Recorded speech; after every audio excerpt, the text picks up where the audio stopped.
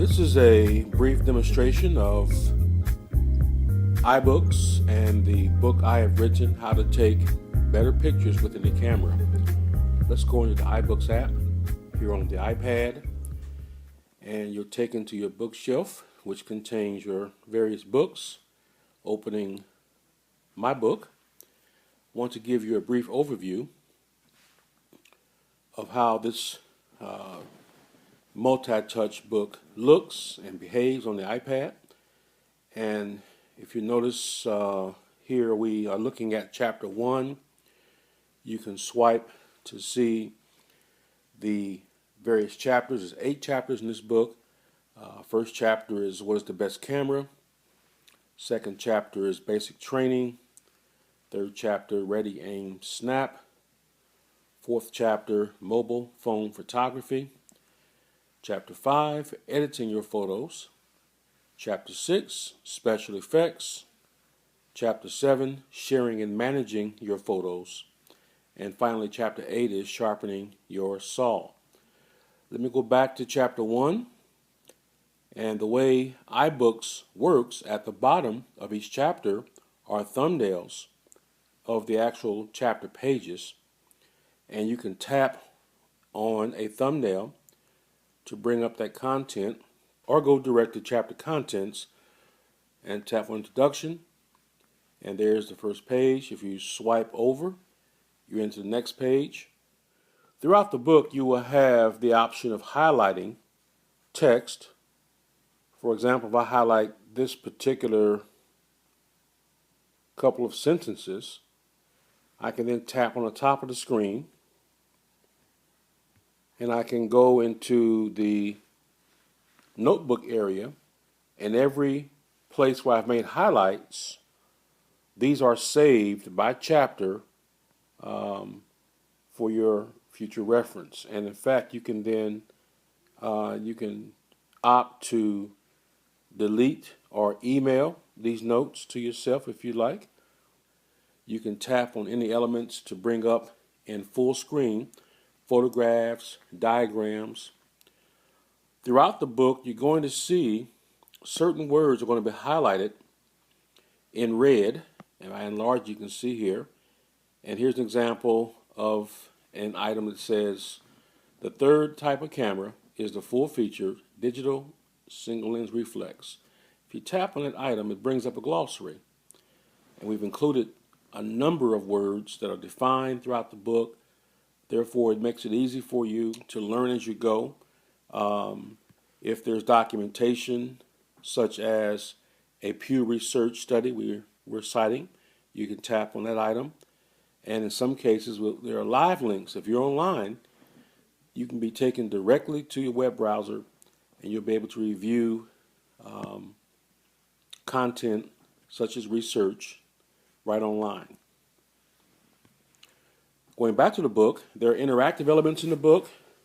On this section 2 of the chapter, I show there are 3 types of cameras. There is first the smartphone camera. There are what we call point and shoot cameras, and there are DSLR full-size cameras. In these interactive areas, descriptions such as the smartphone camera having a fixed lens versus a zoom lens. Of course, they have a digital zoom, which is not good in any camera. You can explore different features of these interactive elements. You can learn more about the cameras and what's specific and unique to each camera.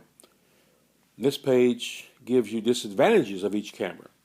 The smartphone camera, point and shoot, and DSLR cameras. Going into chapter 2, we talk about how photography is about capturing light. And we have in the book quotes such as this wonderful quote from Robert Frank: the eye should learn to listen before it looks. That is, we study the scene, we look for special elements in the scene. We want to be able to explain why we took that picture. Here I bring out some of the basics of photography, how the camera works a lot like the eye. And this is a diagram that pops. This is a diagram you can bring up full screen. And again, throughout the book, you'll have examples of photographs I've taken to illustrate how light affects every picture, obviously, and you can make good use of light. For example, this picture here shows you different shades of gray from light to very dark, and how you can look for that and use that element in your photographs. This section talks about sensitivity, and the picture we're showing here is a picture I took in Las Vegas, and you can see that this picture has almost no noise. It's a night picture, but it's very crisp and bright because my camera has a very sensitive sensor. And in fact, here is a explanation of ISO, which is a setting in your point and shoot and in higher cameras. ISO is the level of sensitivity of your camera to available light.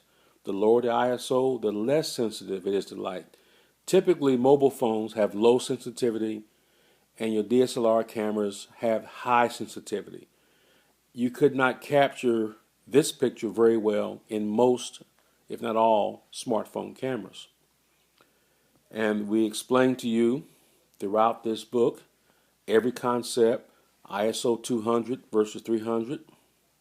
Here's an example of ISO 200 setting versus 3200. Notice the graininess of the higher ISO. Now, of course, that's the trade-off, is that when you go high ISO, you introduce more noise. But the good news is that better cameras have less noise, even at the high ISO settings. And we teach that in the book.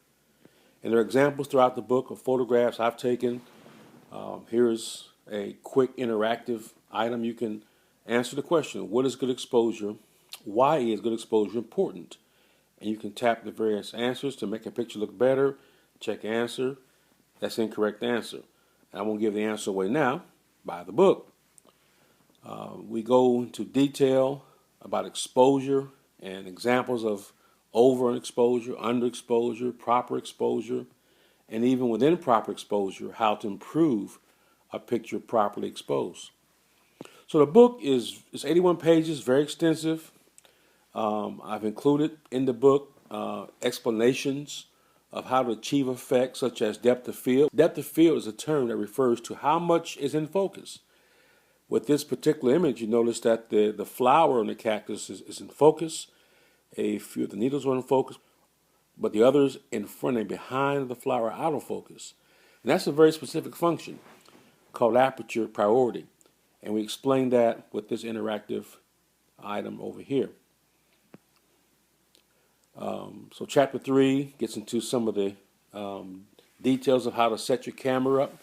And of course, you have less control with a smartphone camera. But what's common to all cameras is how you frame the picture, what you see in the frame. The frame, by the way, is the tops and sides. And so some elements do not depend on camera quality as much as how well you see the scene. When we talk about camera settings, camera sensors, give some understanding of what megapixels really mean. For example, here you learn that sometimes people talk about megapixels. It isn't always about the number of pixels. In this instance, 12 megapixels can be large or small. So the camera may be advertised, say for example, if a camera advertises 12 megapixels, and they're like the item on the right, the small pixels.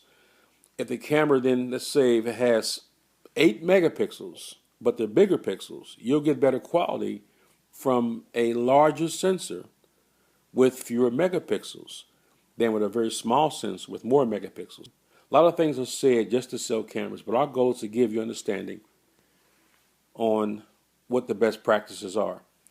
Again, throughout the book, you can tap on items. Here's flash memory. Tap on this item, and there you have description right in the book.